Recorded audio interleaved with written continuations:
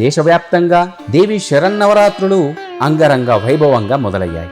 ఈ క్రమంలోనే భక్తులంతా అమ్మవారి సేవలో నిమగ్నమై ప్రత్యేక పూజలు నిర్వహిస్తూ ఉన్నారు. జగన్మాతకు ఎంతో ప్రీతిపాత్రమైన ఆశ్వయుజ మాసంలో మరీ ముఖ్యంగా నవరాత్రుల సమయంలో చిన్న చిన్న పరిహారాలు పాటించడం ద్వారా భక్తుల ఇంట్లో ఉన్న వాస్తు దోషాలన్నీ కూడా తొలగిపోయి నెగిటివ్ ఎనర్జీని సులభంగా దూరం చేసుకోవచ్చు అని కూడా మన శాస్త్రం చెబుతోంది. మరి ఆ పరిహారాలేమిటో ఇప్పుడు తెలుసుకుందాం. పరిహార శాస్త్రంలో పచ్చకర్పూరంను చాలా శక్తివంతమైనదిగా పేర్కొంటారు. లక్ష్మీదేవి, విష్ణుమూర్తి, ఆ వెంకటేశ్వర స్వామితో పాటు ఇతర దేవతలకు పచ్చకర్పూరం అంటే చాలా ఇష్టం. అందుకే దేవతామూర్తులకు దానితోనే హారతి ఇస్తూ ఉంటారు ప్రతి గుళ్ళో.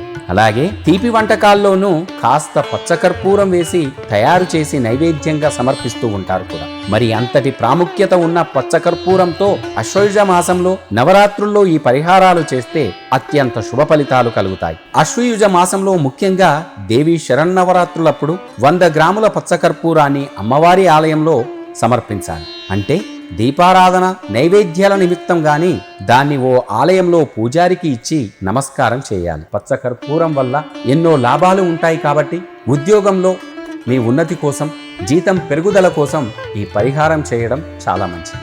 ఆలయంలో పచ్చకర్పూరం ఇచ్చిన తర్వాత చక్కెర పొంగిల్ని నైవేద్యంగా సమర్పించాలి. ఆలయంలోని ఆ భక్తులందరికీ కూడా ఆ ప్రసాదాన్ని పంచిపెట్టాలి. ఇలా చేయడం ద్వారా మీకున్న కష్టాలన్నీ తొలగింప చేసుకోవచ్చని కూడా శాస్త్రం చెబుతోంది.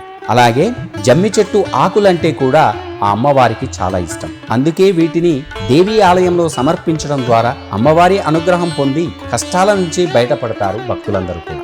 గంధంతో ఈ పరిహారాలు చేసినా మంచి ఫలితాలు పొందుతారు. అమ్మవారికి ఎంతో ఇష్టమైన ఒక ప్రత్యేకమైన గంధం కూడా ఉంది. దాన్నే శక్తి గంధంగా పిలుచుకుంటారు. ఈ శక్తి గంధం అనేది పచ్చకర్పూరం, శ్రీగంధం, కచోరి, చందనం, కుంకుమ పువ్వు, శిరసాల, జటామాంసి, గోరోజనం అనే 8 రకాల పదార్థాలతో తయారవుతుంది. ఈ గంధానికి సమస్త వాస్తు దోషాలను పోగొట్టే శక్తి కూడా ఉంది. అందుకే దుర్గాదేవికి ఎంతో ఇష్టమైన ఆశ్వయుజ మాసంలో అమ్మవారి ఆలయంలో అలంకరణ నిమిత్తం ఈ శక్తి గంధాన్ని సమర్పించాలి. ఒకవేళ మీకు శక్తి గంధం అందుబాటులో లేకపోతే అది తయారు చేయడానికి ఉపయోగించే పచ్చకర్పూరం, శ్రీగంధం, కచోరి, చందనం, కుంకుమ పువ్వు, శిరసాల, జటామాన్ని, గోరోజనం అనే 8 పదార్థాలను ఆ అమ్మవారి ఆలయంలో సమర్పించుకోవాలి. ఇలా శక్తి గంధాన్ని అమ్మవారికి సమర్పించే పరిహారాలు పాటించడం ద్వారా ఇంట్లో ఉన్న ఆ నెగిటివ్ ఎనర్జీని కూడా సులభంగా పోగొట్టుకోవచ్చని కూడా మన శాస్త్రం చెబుతోంది.